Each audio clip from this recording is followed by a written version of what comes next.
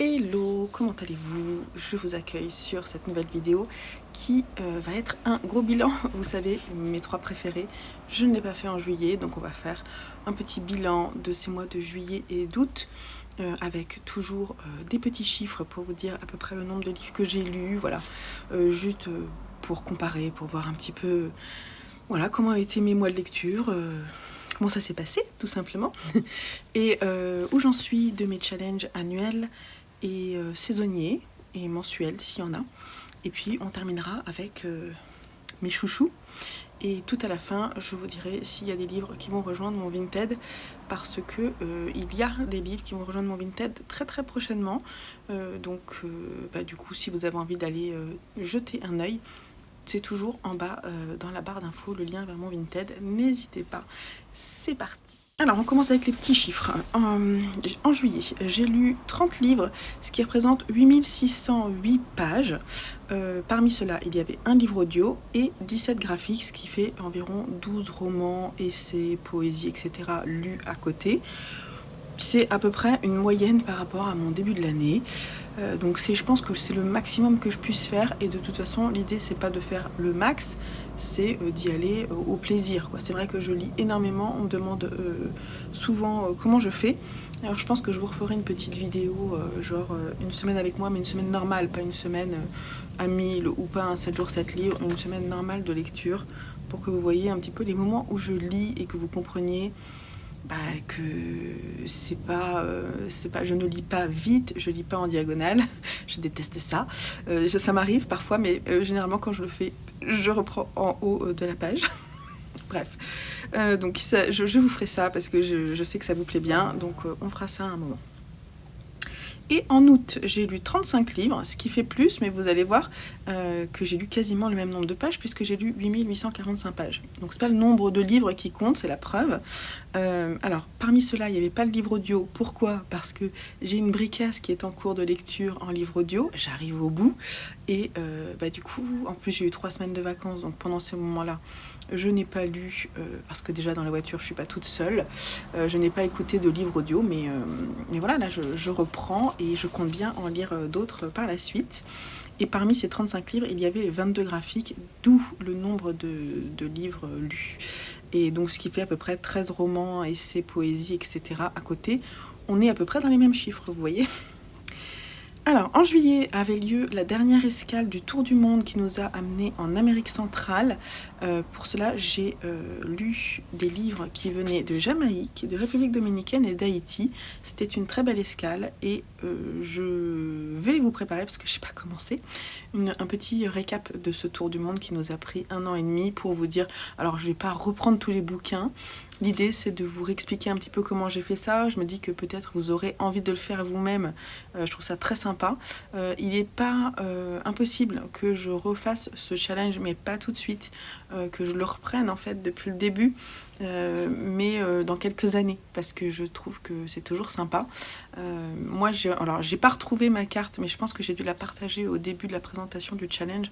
La carte où je montrais ma carte Livre Addict, en fait. Quand vous allez sur votre page d'accueil Livre Addict, vous avez une carte sur laquelle vous avez les pays qui sont colorés d'une plus foncé, les pays que vous avez explorés en lecture. Et c'est un peu ça d'ailleurs qui m'a donné envie de créer ce challenge du Tour du Monde.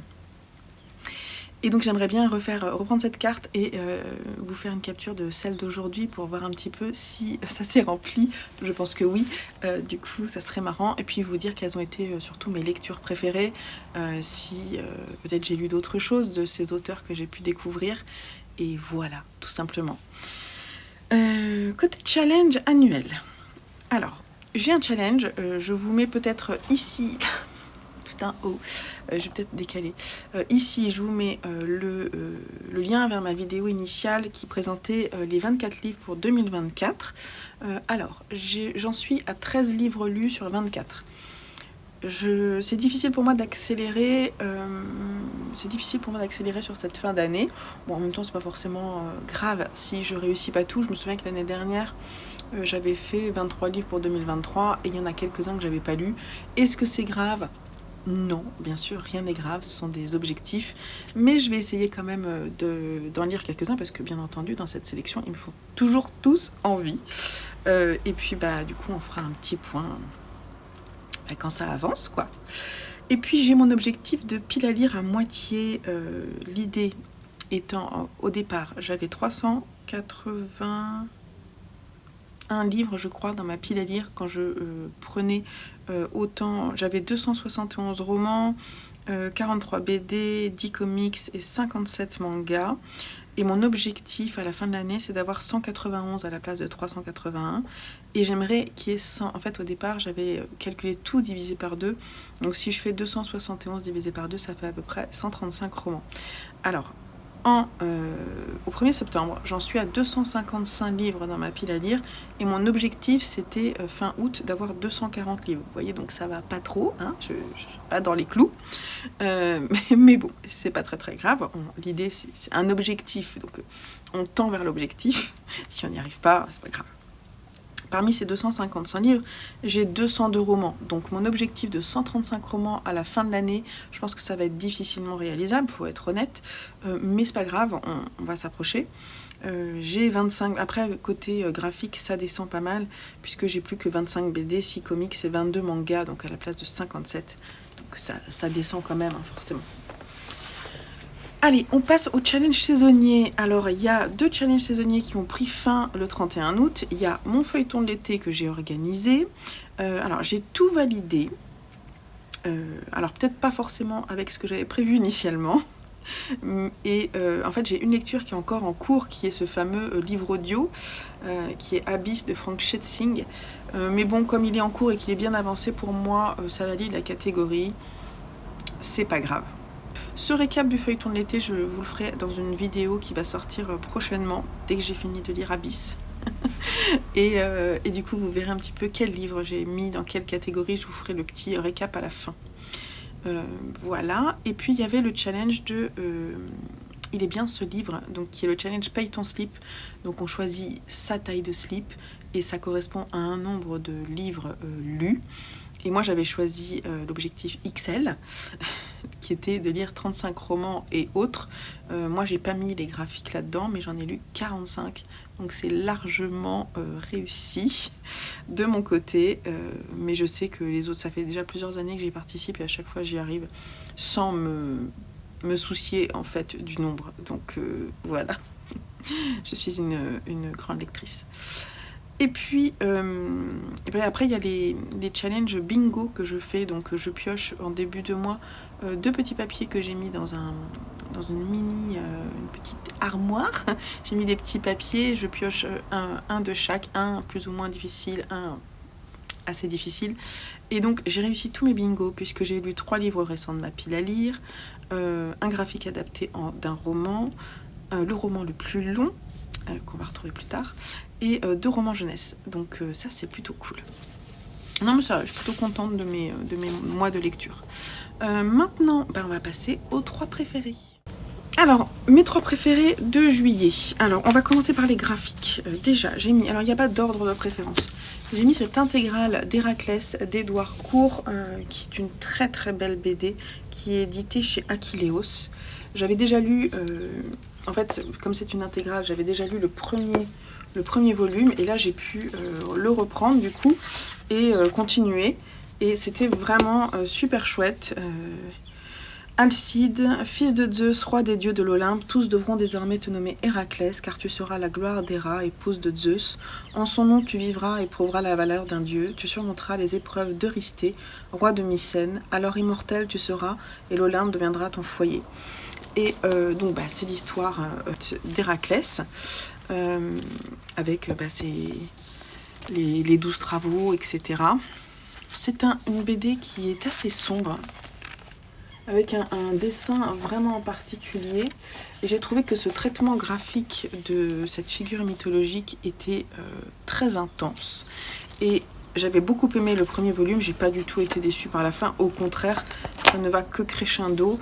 Et ça explore des sujets autant mythologiques qu'humain sur l'âme humaine et la morale qu'il peut y avoir à ces histoires mythologiques. Et je vous la conseille vraiment. Après, elle n'est pas donnée, je sais, puisqu'elle est à 45 €, mais ça peut faire vraiment un très très beau cadeau. J'ai adoré. Ensuite, une BD d'un auteur que j'adore, Jiro Taniguchi, Le journal de mon père, édité chez Casterman Écriture. C'est une fiction qui parle de deuil, de retour au pays natal, retour aux sources pour un jeune homme qui s'est volontairement éloigné de sa famille et qui, le jour de la mort de son père, revient en fait dans son pays natal.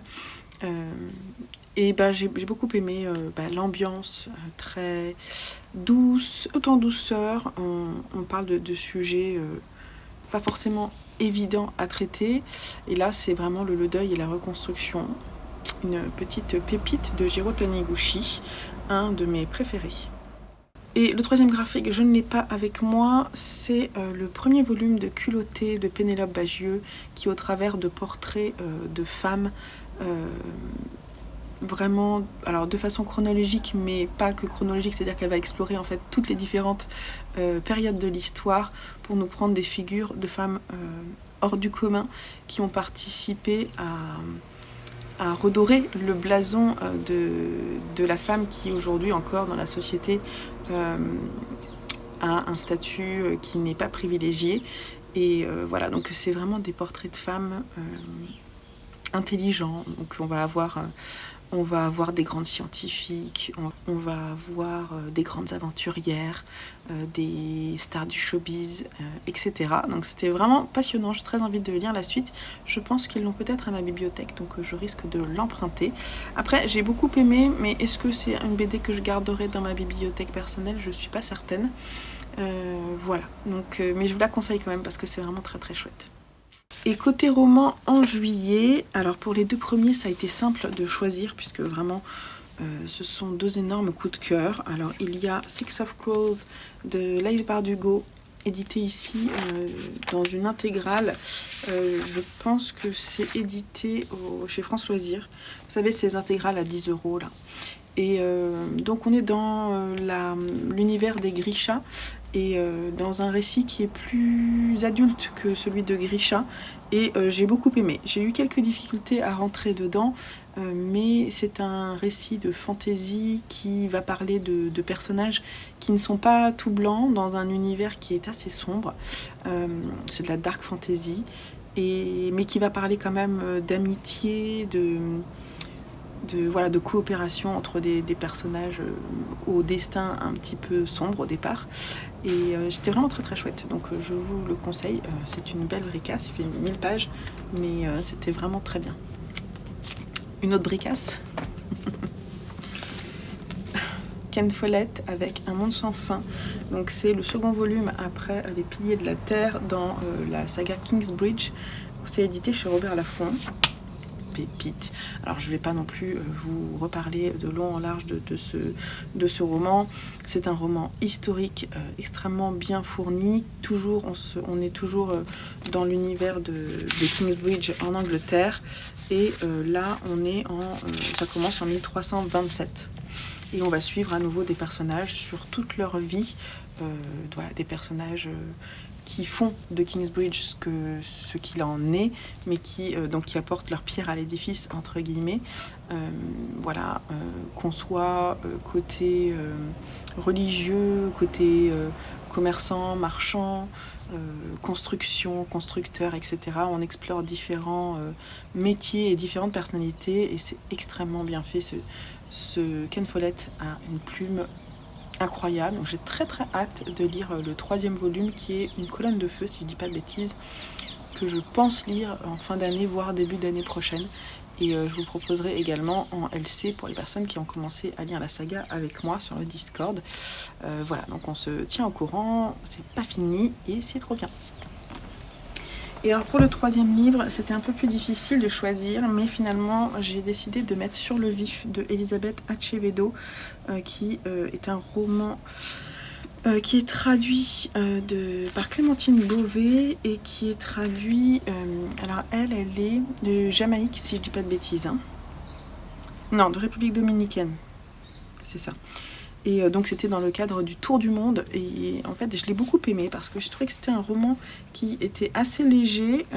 Alors, il y a les grands chapitres s'ouvrent avec des recettes, puisqu'on suit une jeune fille assez jeune qui a 17 ans, qui est passionnée de cuisine et qui a hérité ça de sa famille, mais qui a quand même un don pour la cuisine, don pour les épices aussi. Elle sait tout de suite avec l'odeur repérer ce qui ira bien avec la recette qu'elle veut faire. Et elle a un destin aussi un peu particulier puisqu'elle a déjà une petite fille qui a 2 ans. Elle a été donc une jeune fille enceinte très jeune et elle vit seule avec sa grand-mère. Son père vit ailleurs et sa mère, je crois qu'elle est morte quand elle lui a donné naissance. Et en fait, on va suivre une année de sa vie, alors en fin d'études, réflexion sur ce qu'elle va faire plus tard, difficultés dans sa vie personnelle, dans sa vie au lycée, dans son relationnel, etc. Et c'était vraiment... ouais, j'y ai cru, quoi. C'est un roman young adulte, je pense qu'on peut dire, mais j'y ai cru. C'était tendre, c'était intelligent, avec un sujet qui n'est pas forcément non plus évident à traiter, mais qui était vraiment très bien écrit, j'ai trouvé, que je conseille, que l'on soit jeune ou plus âgé, ça fonctionne. N'hésitez pas à découvrir sa plume, puisque moi, elle est dans mon top 3 de juillet. On va passer aux favoris du mois d'août maintenant. Alors, côté graphique, il n'y a pas d'ordre non plus. J'ai beaucoup aimé justement la lecture de cette adaptation du roman de Francis Scott Fitzgerald, Gatsby le Magnifique. On est chez Paquet et ça a été fait par Ted Adams et George Coelho. J'ai beaucoup aimé parce que alors on est sur un type comics où le dessin n'est pas forcément le plus intéressant, bien qu'il soit quand même très coloré et qu'il y ait un parti pris graphique quand même qui est assez indéniable. En fait, il laisse place de façon intelligente vraiment au texte, puisque ça va reprendre quand même des grands blocs du texte initial. Et j'ai trouvé que c'était vraiment une adaptation très réussie qui donne envie de lire le roman, de relire pour ma part. C'était un de mes romans préférés. Donc, en même temps, c'était risqué. Hein. Et ben, j'ai beaucoup aimé parce que j'y ai retrouvé tout ce que j'ai aimé dans le roman. Donc un vrai plaisir, je vous le conseille si vous ne le connaissez pas. Voilà. Respect de l'œuvre originale, effectivement, c'est le cas. Vraiment, les ambiances sont bien restituées. C'est vraiment un pari réussi que je vous conseille. Un nouveau manga que j'ai découvert, qui m'intriguait et que j'ai découvert, je l'ai acheté à la Manga Place de Uzès et j'ai pas été déçue. Donc c'est #DRCL Midnight Children tome 1 de Shinichi Sakamoto d'après l'histoire originale de Bram Stoker et c'est édité chez Kiyun. Alors j'ai beaucoup aimé. Alors bien sûr on a l'histoire initiale de Dracula, on retrouve quelques éléments dans la chronologie, mais on part sur une histoire de 4 personnages qui sont dans un prestigieux établissement qui s'appelle Whitby et qui vont se retrouver face à Dracula et un des personnages va être un peu transformé et une jeune fille qui n'est pas parmi ce groupe de quatre jeunes garçons brillants, beaux, etc. En fait, tente de comprendre ce qui s'est passé et tente de se faire intégrer dans ce groupe. Alors on a un côté Dark Academia qui se rajoute à l'histoire, qui est franchement bien réussi, avec des dessins, je vais essayer de trouver des dessins de folie. Moi j'ai beaucoup aimé les dessins, les pages, il y a des doubles pages, j'ai beaucoup aimé l'ambiance. Il y a un côté éthéré, un côté nébuleux, un côté vaporeux et inquiétant. Bref, j'ai beaucoup aimé. Le second tome est déjà sorti, si je dis pas de bêtises, et je pense que je me l'achèterai pour le lire pendant l'automne, puisqu'on est quand même sur une vibe vampire assez intéressante. Sinon, j'ai fini de lire The Promised Neverland, là, il n'y a pas très très longtemps. Et on peut dire que c'est un de mes mangas favoris. Alors, il y a 20 volumes, là il y en a les derniers, enfin, c'est un peu dans le désordre. Il y a 20 volumes. En fait, j'ai fini de le lire début du mois de septembre, mais j'ai décidé de le mettre dans mes favoris d'août, parce que c'était quasiment terminé, il m'en restait 2 à lire. Et voilà, donc un petit bonheur, l'histoire ne s'affaiblit pas au fil des tomes, au contraire. On sent qu'il y avait une idée derrière, initiale, qui était vraiment très bien construite et qui est amenée petit à petit. Alors on est dans de la science-fiction, avec des démons, des enfants qui sont élevés dans des fermes, des sortes de laboratoires, avec des principes de vie un petit peu particuliers, je ne veux pas trop vous en dire plus, et qui sont, dont la chair et en fait nourrit ces démons. Ils ne savent pas et ils vont la prendre à leurs dépens.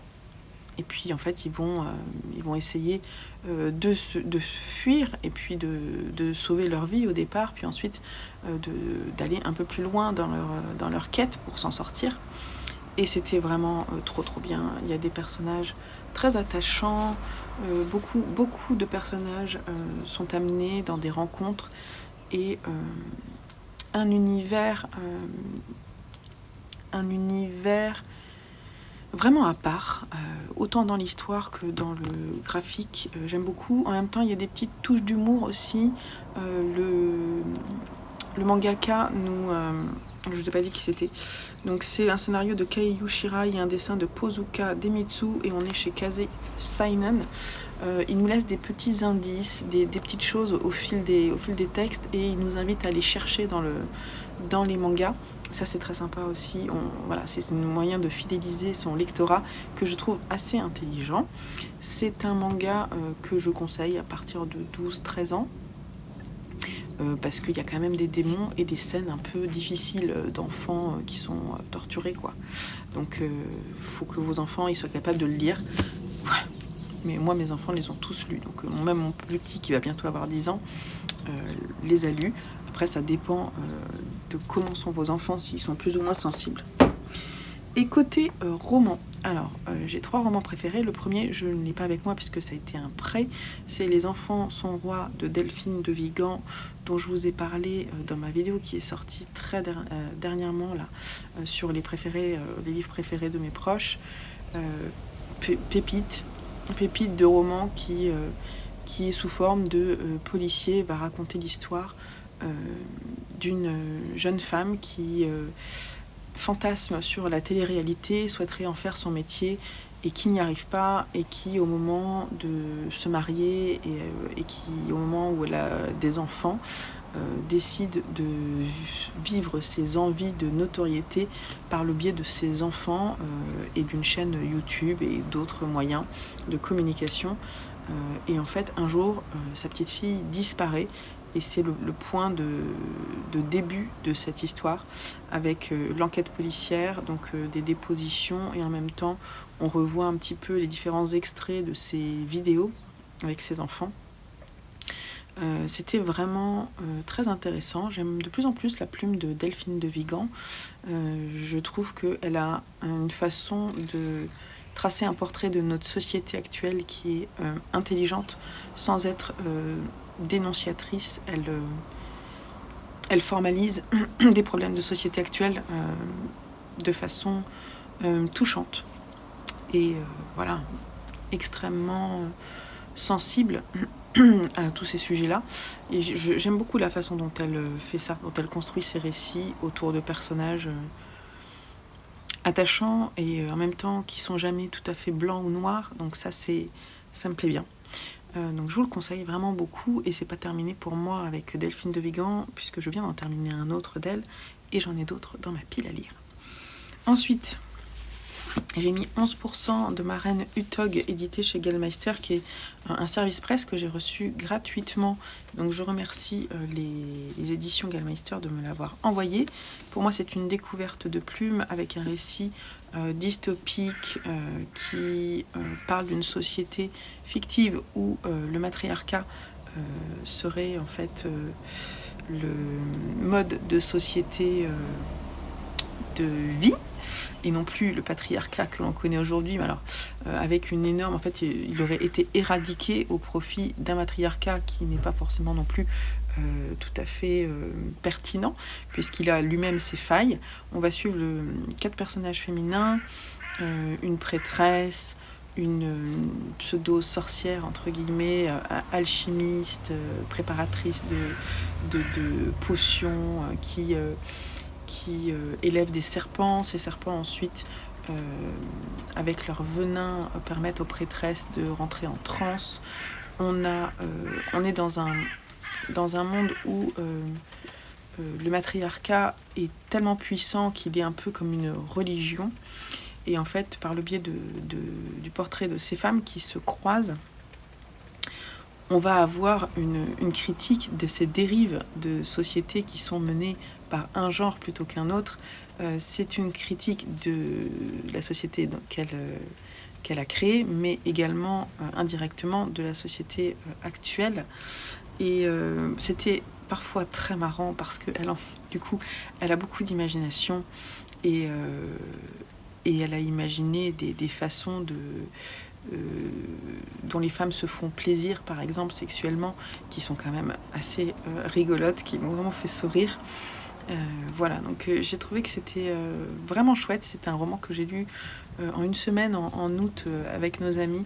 Et souvent j'en parlais avec eux, et j'y pense encore aujourd'hui. Donc c'est un roman dont je me souviendrai et que je vous conseille. J'irai voir ce que Maren Uthaug a écrit d'autre, parce que j'ai beaucoup aimé sa langue, sa plume qui était assez incisive. Et voilà, moi de mon côté j'ai beaucoup aimé. Je sais que ça n'a pas été toujours le cas, qu'il a été décrié. Alors moi j'ai pas vu ce qui a été reproché.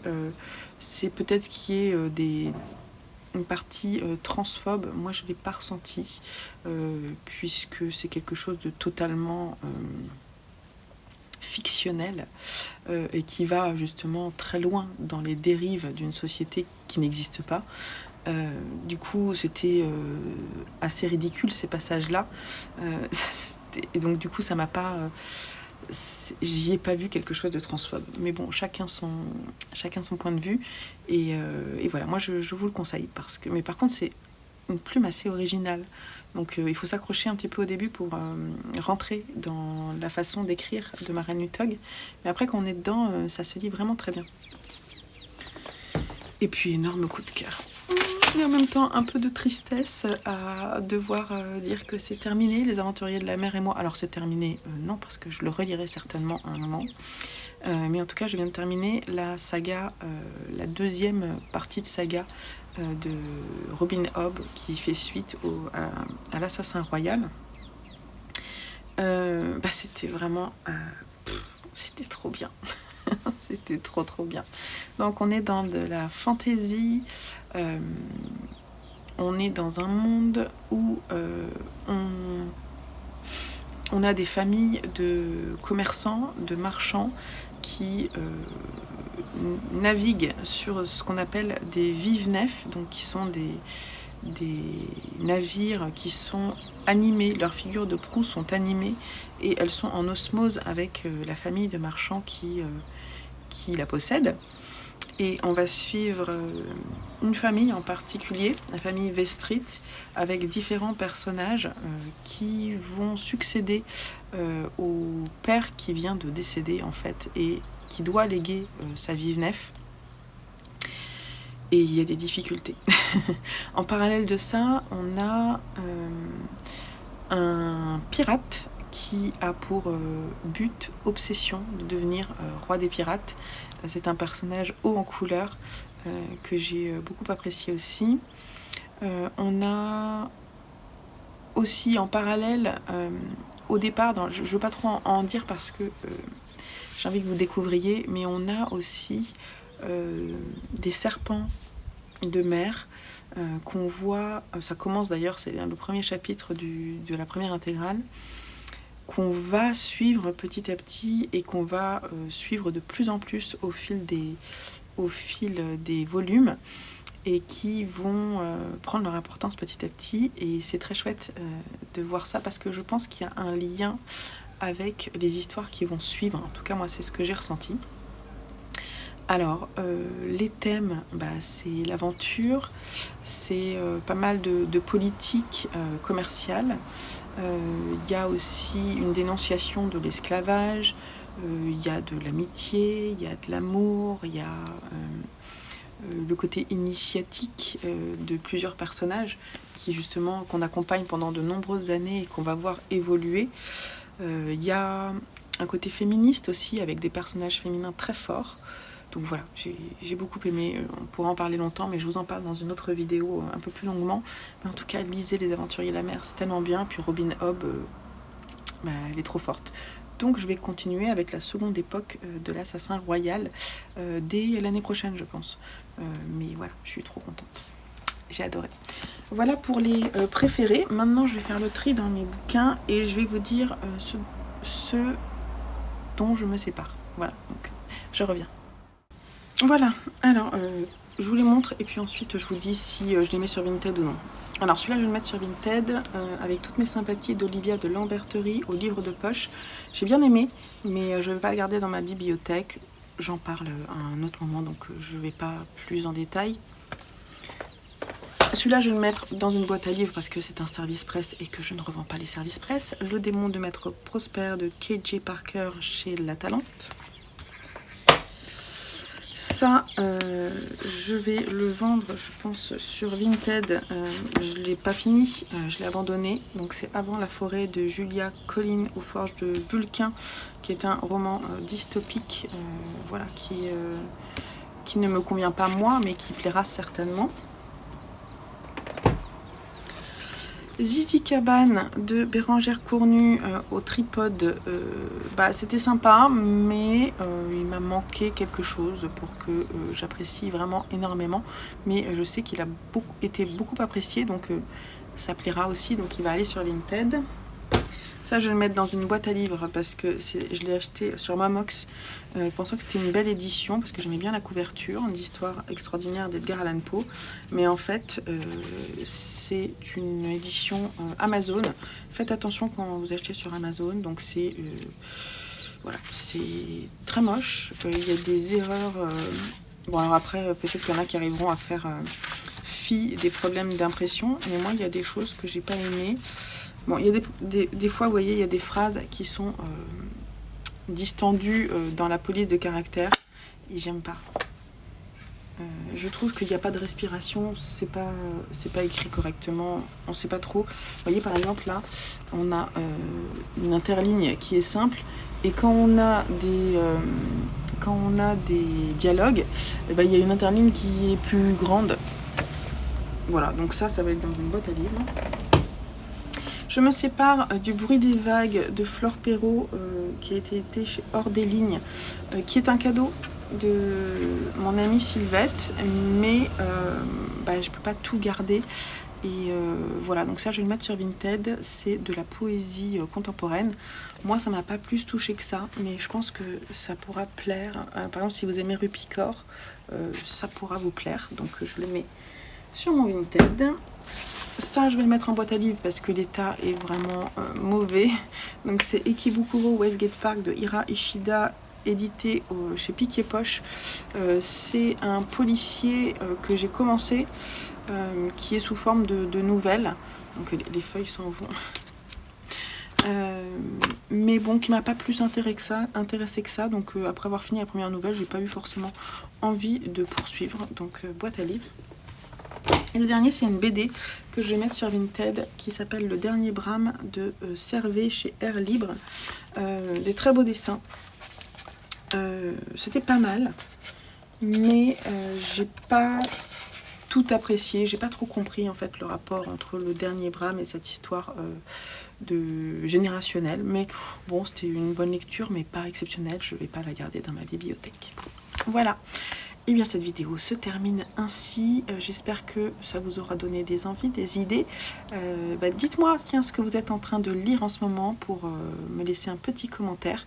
Et si ça vous plaît, ou pourquoi est-ce que vous le lisez, ça c'est sympa aussi. Et puis voilà, donc je vous laisse là. Je vous dis à très bientôt et faites de très bonnes lectures en ce mois de septembre. Allez, bye bye.